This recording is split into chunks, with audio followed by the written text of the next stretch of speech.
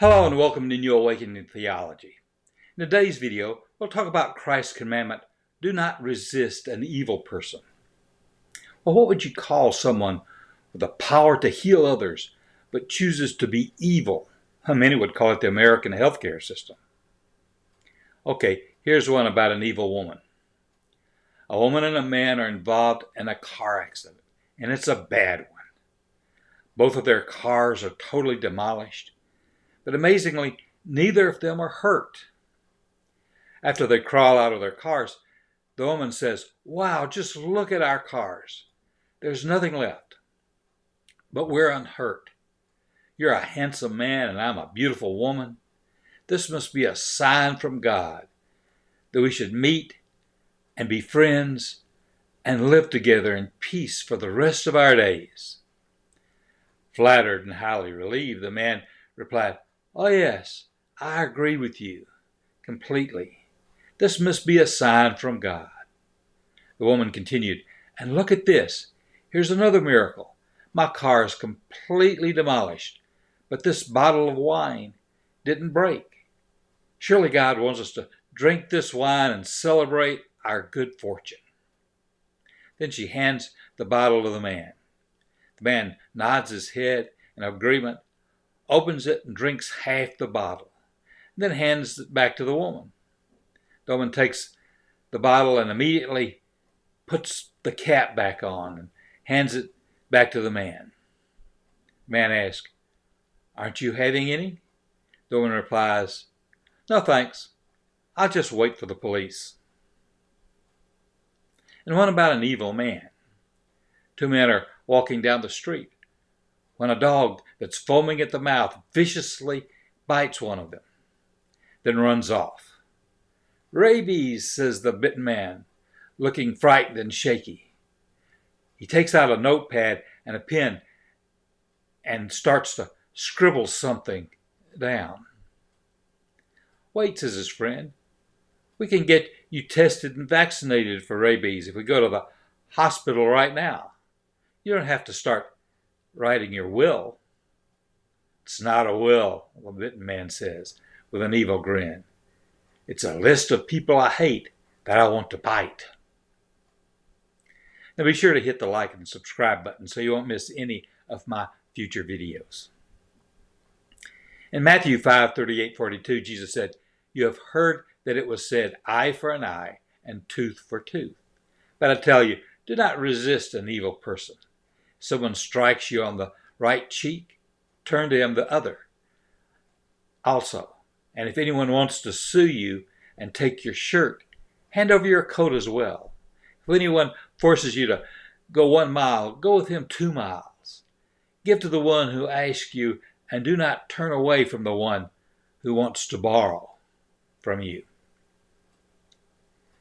Jesus tells his disciples to submit to such indignity, to yield the coat, go the mile, but that is not all.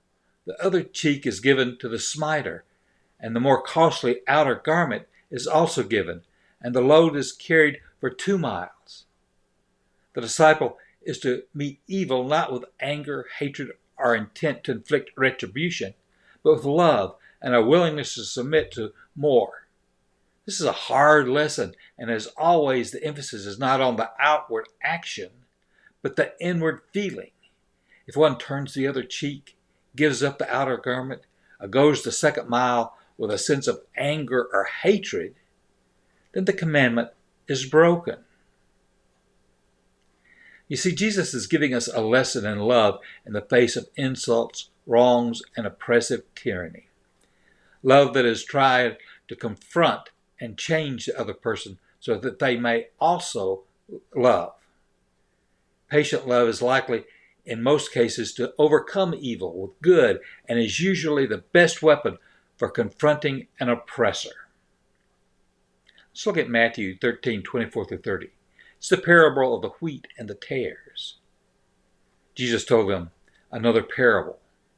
"The kingdom of heaven is like a man who sowed good seed in his field, but while everyone was sleeping, his enemy came and sowed weeds among the wheat and went away.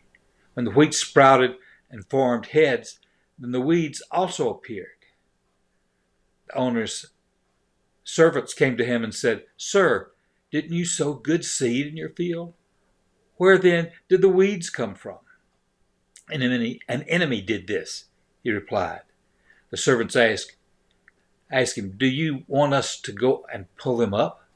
"No," he answered, "because while you were pulling up the weeds, you may uproot the wheat with them. Let both grow together until the harvest. At that time I will tell the harvesters, first collect the weeds and tie them in bundles to be burned. Then gather the wheat and bring it into my barn." This is not just a parable about farming, it's a parable about people.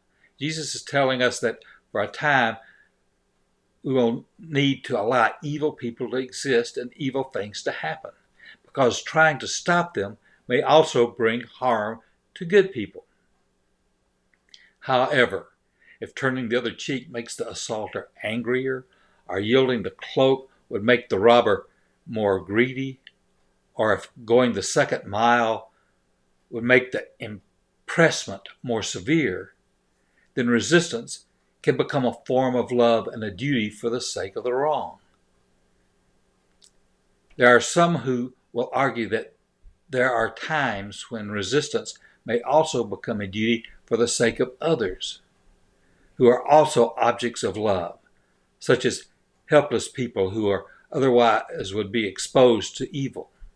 In John 13:17, we see that Jesus himself used force and resistance to drive money changers and thieves out of the temple courtyard.